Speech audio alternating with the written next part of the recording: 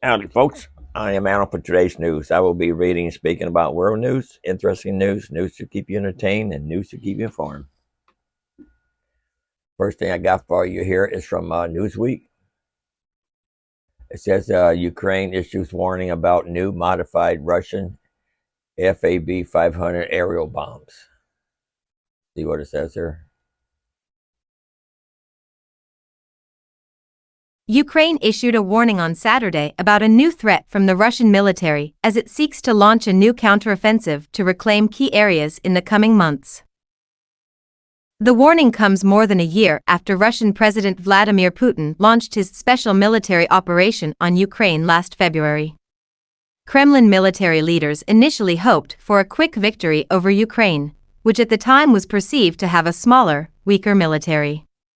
However, Ukraine's stronger-than-expected defense effort, bolstered by weaponry provided by key allies including the United States, has blunted Russian military gains. Russia's invasion has stalled throughout the winter, and Ukrainian military leaders have in recent weeks indicated they may move toward launching a new counteroffensive, though little detailed information, including which areas would be specifically targeted, remain publicly unknown. Ahead of any new military action, Ukrainian military leaders are now warning that Russian forces are using modified FAB 500 aerial bombs against areas near the front lines.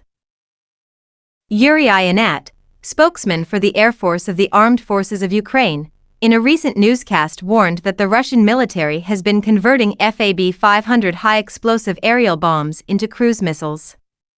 They are using these bombs from a distance that is unreachable for Ukrainian air defense, according to a report from Ukrainska Pravda, a Ukrainian online newspaper. Inat added that Ukraine believes Russia may be preparing to ramp up production of these bombs, which will be equipped with wings and GPS navigation, according to the news outlet. Mykola Olszczuk, the commander of the Air Force of the Armed Forces of Ukraine, also warned about the use of these bombs. Increasingly, the enemy is using guided air bombs weighing 500 kilograms along the entire front. Okay, couldn't stop the reading. There's more to read on this if you want to read the rest of it. The link will be in my description box. And let's go on to the next one. This from the Telegraph. Power shower ban is a recipe for smelly disaster. See, what is this about? A frightful stench is haunting Westminster. As part of a new plan for water, government ministers are rumored to be pushing for limits on power showers, with officials considering banning the sale of high-flow bathroom products. It's clear that we have a water problem, from smelly seasides to polluted ponds, and a government focus on cleaning up and securing resources is welcome. But instead of thinking about how we might create an abundance of clean water, our political class is, as usual, choosing to ration the things we enjoy. And, as usual, it involves targets, this time to slash our daily water use from 144 liters to 122 liters.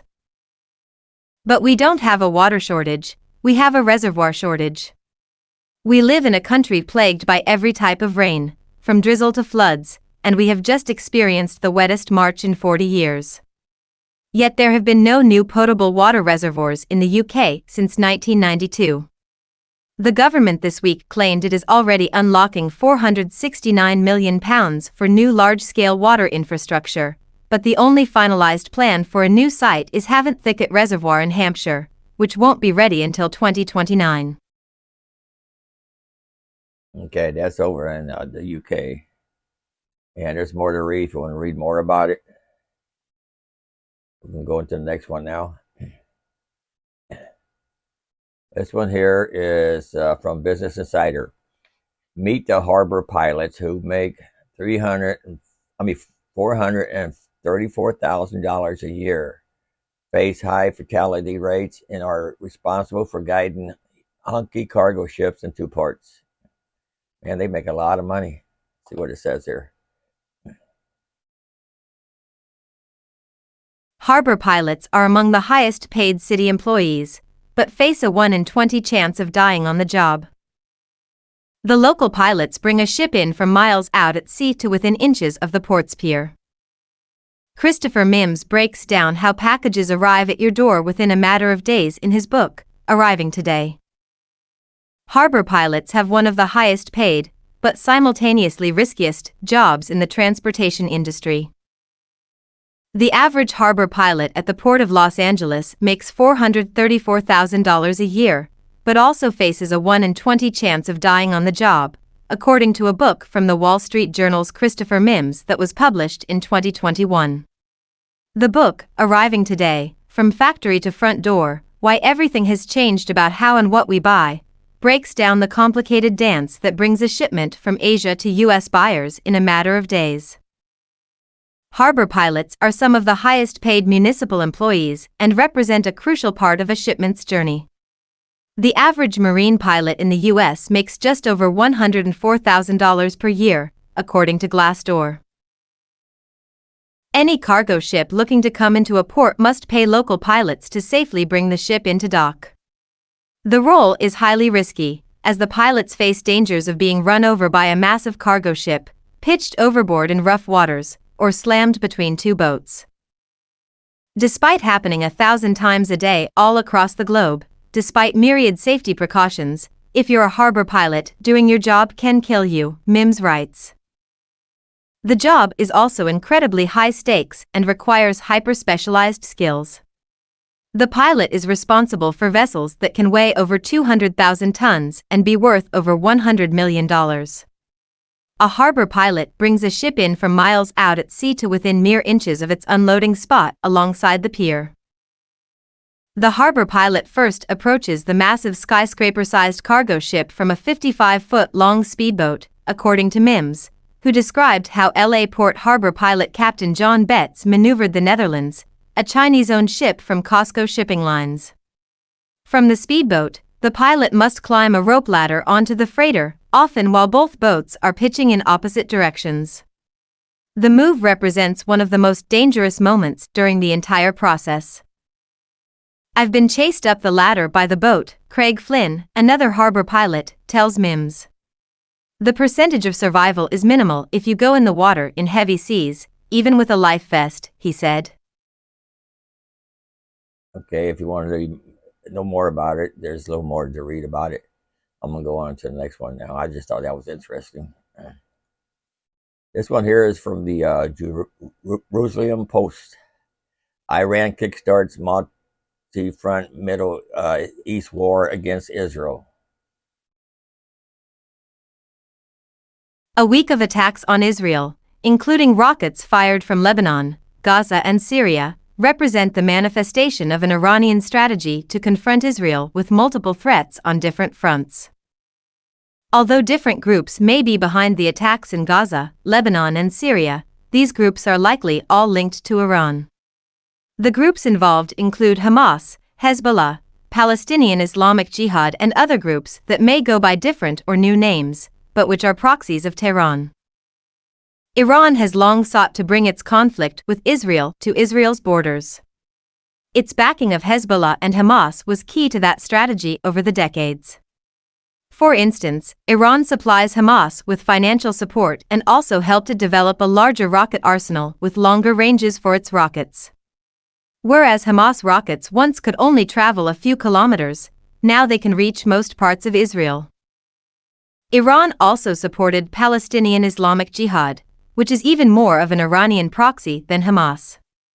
The group not only has a rocket arsenal thought to include thousands of rockets, but it has gunmen in the West Bank and its leadership often resides in Damascus. And there's more if you want to read more about this. Have you noticed everybody, all these countries talking about wars now, everybody wants to fight, you know. Don't make no sense. Anyway, here's one from Al Jazeera's an analysis.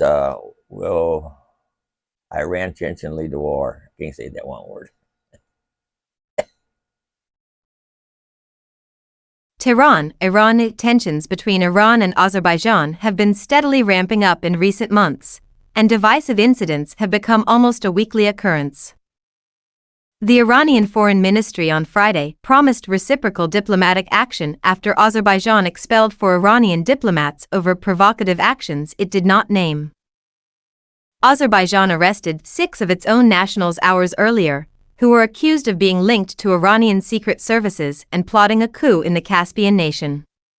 It was the latest in a series of arrests in recent months, with Baku linking all suspects to Tehran. Azerbaijani President Ilham Aliyev, a close ally of Iran's historical rival Turkey, blamed Tehran after a man stormed the Azerbaijani embassy in the capital in late January, killing its head of security and wounding others. Iran said diplomatic relations should remain unaffected as the incident was the work of a lone gunman with personal motives, but Aliyev closed down the embassy as he denounced the terrorist attack. And there's more to read if you want to read more about it. Let's go on to the next one here. It's from Popular Mechanics. The Air Force is making a big bet on StormBreaker bombs. After over a decade in development, Raytheon's GBU-53/B StormBreaker precision glide bomb is stepping up production. The Air Force plans to spend $320 million buying 1,500 units of the 204-pound munition, designed to home in on moving ground targets regardless of weather conditions or time of day. These relatively small, 7-inch diameter, but sophisticated weapons will be built at a facility in Tucson, Arizona through June of 2027. European missile manufacturer MBDA will contribute the pop-out wings that swing out from the bomb upon launch. The latest order is comparable to past unit costs, equating to $213,000 per bomb. This is on top of the 2,626 units ordered since 2015, spanning the first 5 production lots, of which 840 went to the Navy. The Pentagon has suggested it might eventually order up to 26,610 StormBreakers, though figures of 12,000 or 17,000 have also been floated. The bombs were already authorized on F-15E strike planes, but are in the process of being integrated into Super Hornet fighters and F-35 stealth jets, too. Okay, let's see what this video shows here.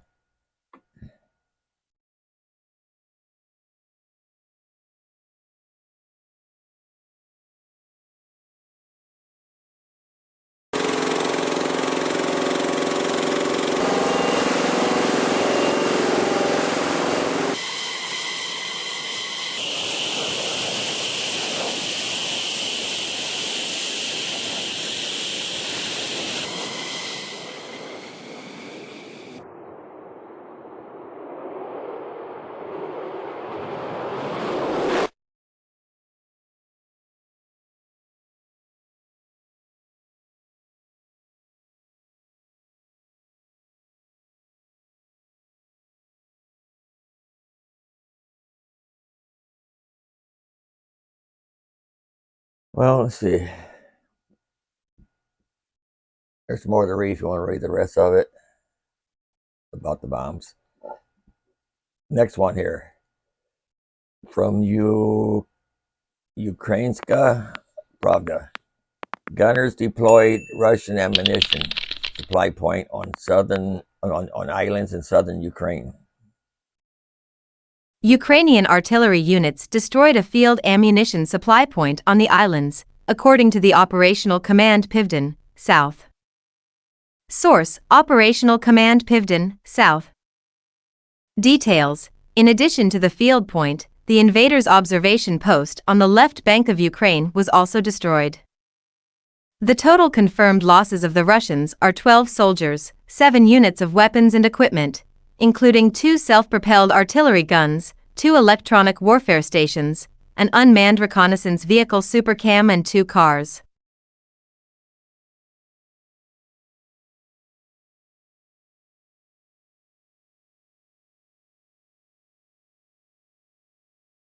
Okay, that's all there is to read on that one there. The link will still be in the description box. Now for the next one. Fox News. Economist sounds the alarm on the greatest enemy to the US dollar. It's the US Treasury. China and Malaysia revived a decades-old proposal that would reduce dependency on the US dollar during a meeting between Malaysian Prime Minister Anwar Ibrahim and Chinese leader Xi Jinping last week. The resurfaced Asian Monetary Fund would also lessen reliance on the International Monetary Fund. Economist and Currency Wars author Jim Rickards warned that while China's efforts to reduce the dollar's power, the greatest enemy to the US dollar comes from one of the country's own institutions. The greatest enemy of the dollar as a reserve currency is not all those other countries. It's the US Treasury, Rickards said on Fox and Friends Weekend, Saturday. Rickards made a distinction between payment currency and reserve currency, noting that many countries ditching the US dollar are dealing with payments. The bigger threat to the US dollar, Rickards warned, is a substitute in the reserve currency. A reserve currency is a different thing. First of all, that's the savings account, if you will, of a country. Countries don't actually have the currency, he said.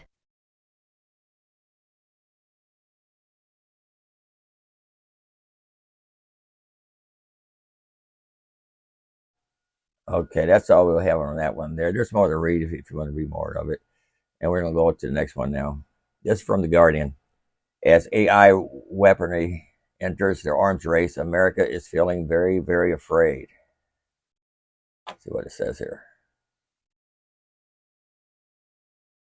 The Bible maintains that the race is not to the swift, nor the battle to the strong, but, as Damon Runyon used to say, that is the way to bet. As a species, we take the same view, which is why we are obsessed with races.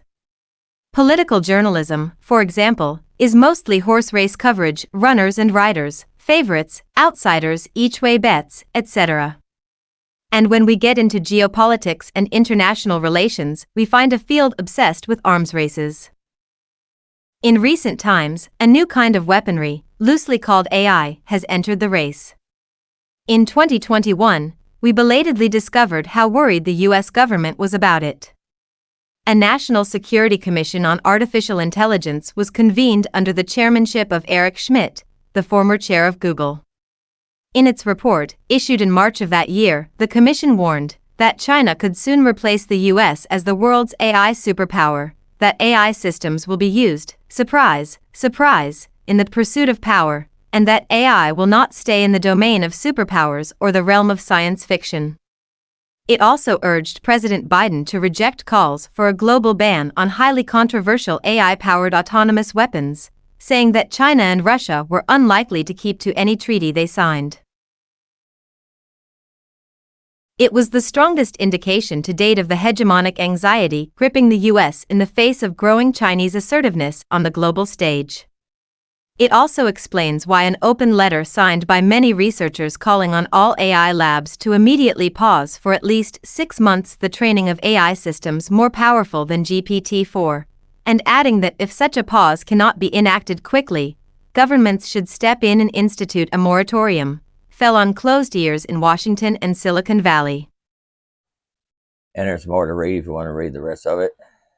We can go on to the next one now. This one here from the Times of Israel. Iran plans to attack Israel-owned vessels to avenge advisors killed in Syria.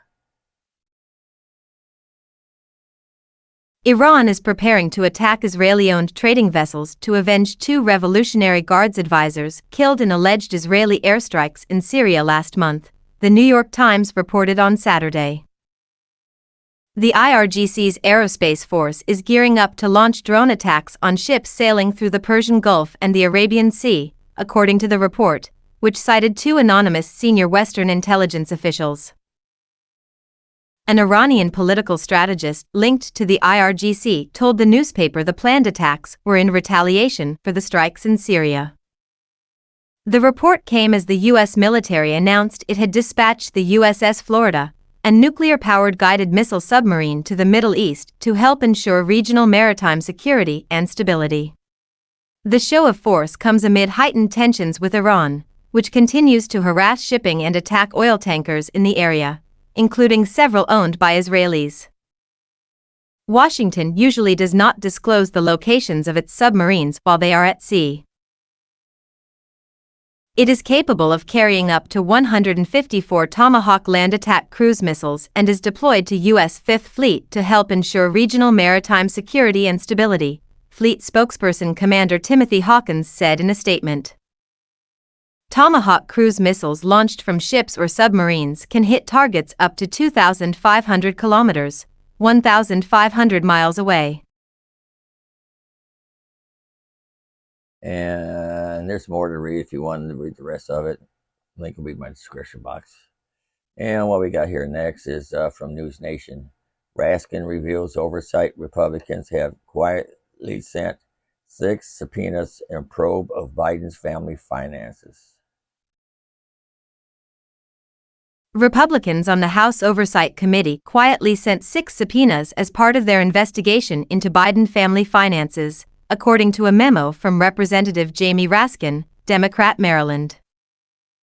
Raskin, the ranking member of the committee, wrote in a memo to other Democrats on the committee that Chairman James Comer, Republican, Kentucky, has issued 6 subpoenas and sent 39 letters in the Biden investigation.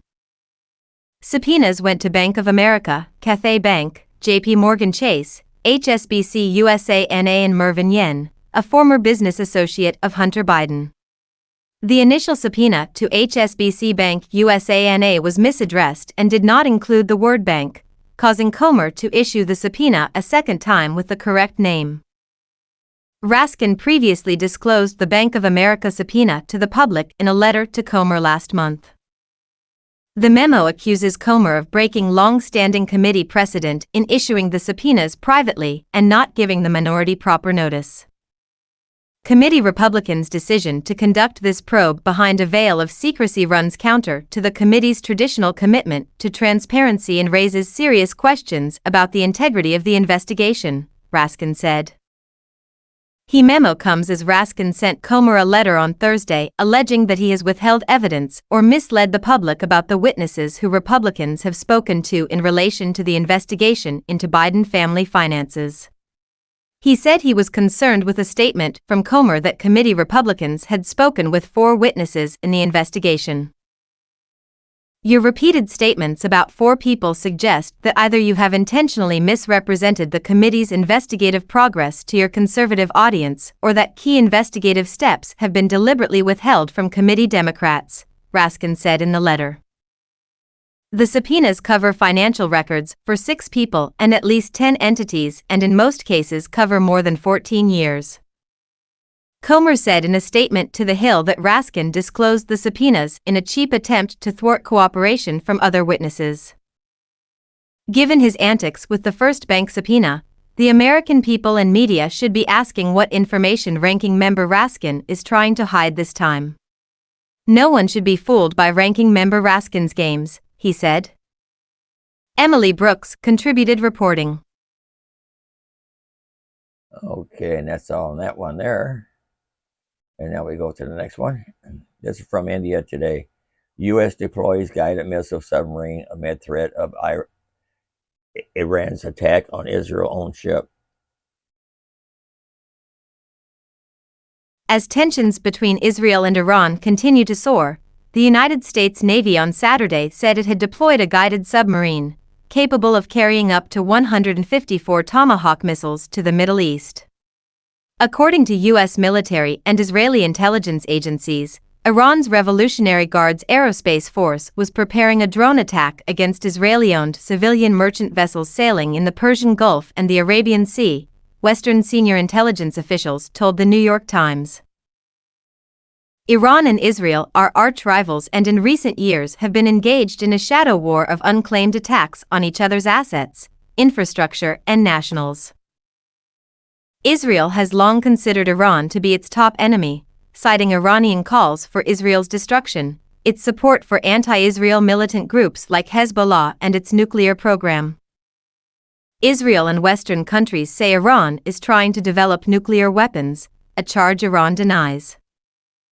Nuclear-powered submarine, based out of Kings Bay, Georgia, passed through the Suez Canal on Friday. It is capable of carrying up to 154 Tomahawk land attack cruise missiles and is deployed to the U.S. Fifth Fleet to help ensure regional maritime security and stability, Commander Timothy Hawkins, a spokesperson for the Fifth Fleet based in the Gulf nation of Bahrain, told AP. And there's more to read if you want to read more about it. And here's another one here we got from Yonhap News English. South Korea to hold necessary discussion after with U.S. After CIA eavesdrop report. See what it says there. Korea.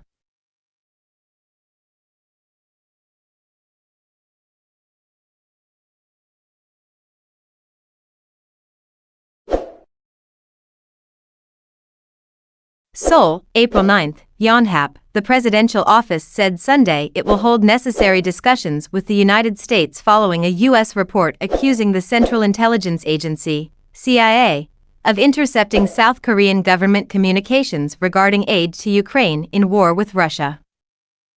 In a report published Saturday in the U.S. local time, the New York Times said some parts of the CIA documents, posted on a social media chat platform Discord, detailed South Korea's internal debates about whether to give the U.S. artillery shells for use in Ukraine, violating Seoul's policy on providing lethal aid.